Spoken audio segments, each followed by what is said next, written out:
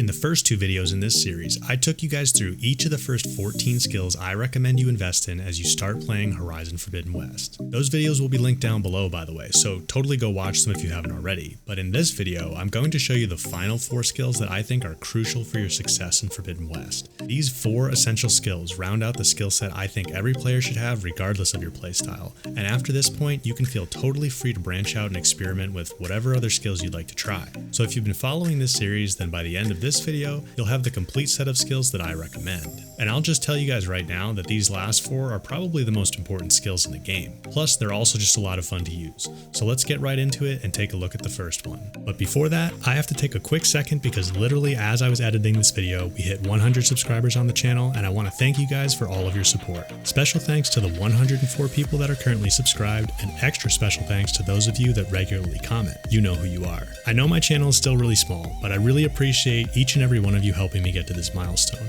And I also want to recognize all the viewers who aren't subscribed too.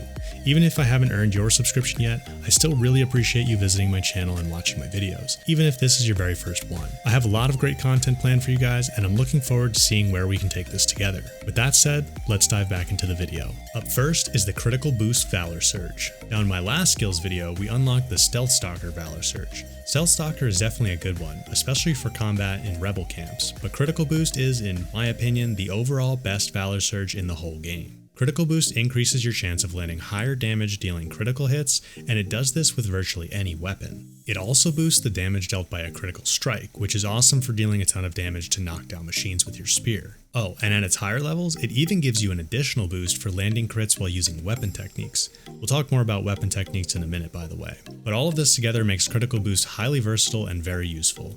When you have it activated, you'll find you can deal a lot more damage than you normally would be able to. Now, using Valor Surges might be an afterthought for many of you right now, but trust me, you really want to train yourself to keep an eye on that purple Valor bar while you're in a fight, and trigger a Valor Surge like Critical Boost whenever you have a decent amount of Valor built up. That's because in Forbidden West, the combat really is structured around you utilizing Valor Surges and weapon techniques, so it's definitely worth it to start getting in the habit of utilizing these regularly. You'll also definitely want to reinvest in Critical Boost to upgrade it to levels 2 and 3. Of course, upgrading increases all the stats, but it also increases the capacity of the Valor Surge bar significantly, which means you'll be able to stay in the Critical Boost state a lot longer. And believe me, that makes a huge difference. Now, if you've followed my recommended skills so far, then you've already unlocked the Resonator Blast, Block Breaker, and Melee damage skills. So to unlock Critical Boost, you're going to need to grab Nora Warrior, Critical Strike, and Energized Duration. That's my recommended order, so start working your way down the Melee branch to pick up Critical Boost as soon as you can. Trust me, you'll be able to make great use of this Valor Surge throughout the entire game.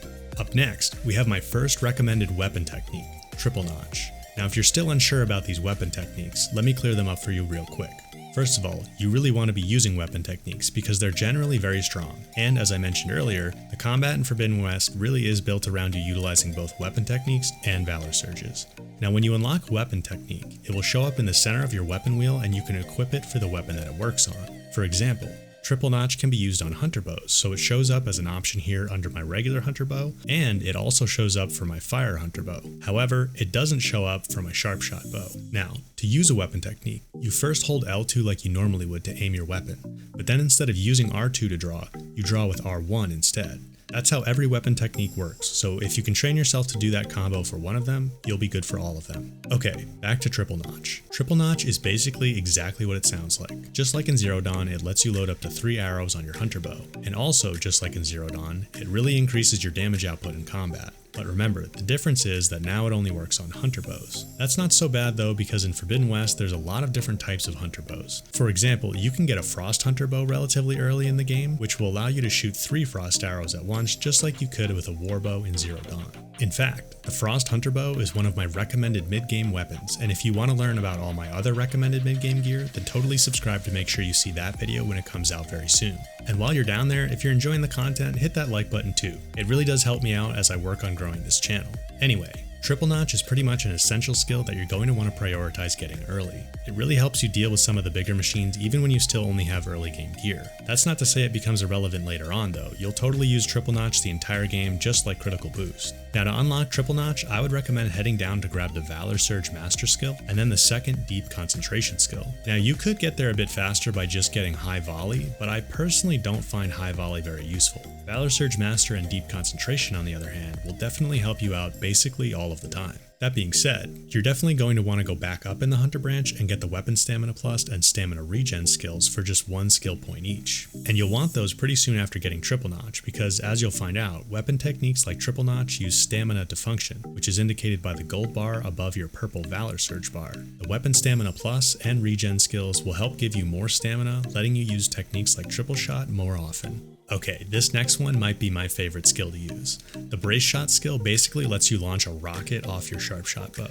and man is it strong. On normal difficulty, you can basically one-shot most of the small machines, but even for bigger machines and on higher difficulties, Brace Shot is amazing. Personally, I play on very hard, and I use Brace Shot all the time. It's particularly useful for dealing a big chunk of damage as an opening shot, or you can use it to destroy explosive components like a Blaze Sack on a Tremor Tusk or the cargo sacks and gullets on Bellow Bags. Brace Shot is just a blast to use, and I feel like it really tips the scales in your favor for early and mid-game combat. As I'm sure you guys know, it can be frustratingly difficult to deal damage with the early weapons. It just feels like you're chipping away with your Hunter bow, and even the early Sharp Shot bow, especially against bigger machines. Believe me, you'll love Brace Shot if you pick it up early. If you've been following my other skills videos, then you'll just need to grab the Quiet Spear skill to unlock Brace Shot. But if you haven't invested many points in the Infiltrator branch yet, then I would suggest going down the right side to pick up Stealth Tear Plus and Low Profile first. But really, all the early Infiltrator skills are good to have, so you really can't go wrong. Just get Brace Shot as soon as you can.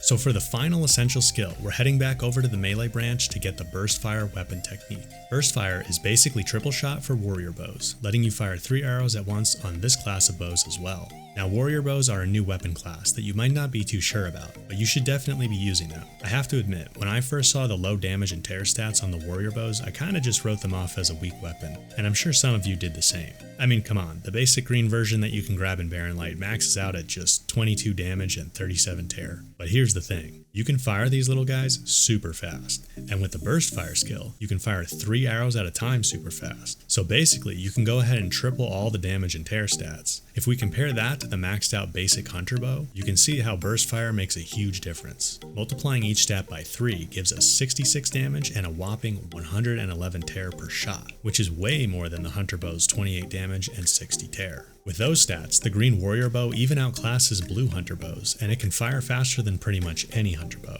So Burst Fire can turn even a really cheap warrior bow into a little damage dealing machine, but I think it's even more useful for dealing elemental damage like shock, especially in the early game when warrior bows are pretty much your only option for this. For example, combining Burst Fire with the Shock Warrior Bow that you can get for free from the Hunting Grounds Keeper in the Dawn, you'll be able to build up the shock state pretty easily for small and even medium-sized machines. That's right, by the way, you can get a free Shock Warrior Bow by just talking to the Daunt Hunting Grounds Keeper. You don't even have to do any of the Hunting Grounds trials, he'll just give it to you for helping Thurles during the main storyline. So you should totally go grab that if you haven't already, and the Burst Fire skill will make it way easier to apply elemental effects like Shock using the Warrior Bow. So to get Burst Fire, simply head down from the melee damage skill we got in the first skills video and grab Power Attack Plus, which is a useful skill on its own, and then you'll be able to get Burst Fire. Alright guys, those are the final 4 skills I recommend for you to be set up for success in Horizon Forbidden West. If you've followed my skills guides to this point, then you can feel confident that you have all the essential skills locked down. So now you can go ahead and experiment with other ones that interest you without worrying about possibly wasting skill points. Not that you really can, it's possible to unlock every skill in the game, so you shouldn't worry about that too much. But I'd love to hear what you guys think about which skills are best, so go ahead and leave me a comment about that down below. Now of course, skills are only part of the equation. If you want to be totally set up, then you're going to need to know which weapons and outfits to get at each stage of the game as well. If you haven't already watched it, you can start by checking out my recommended early game gear guide linked here on screen and down in the description. And if you're further along in the game, I'll have videos for the best early game upgrades and the best mid-game gear coming out shortly, so totally subscribe to make sure you don't miss those. And if you enjoyed this video, or if you learned something, hitting that like button really helps me out. Thank you guys for watching, and I'll catch you in the next one.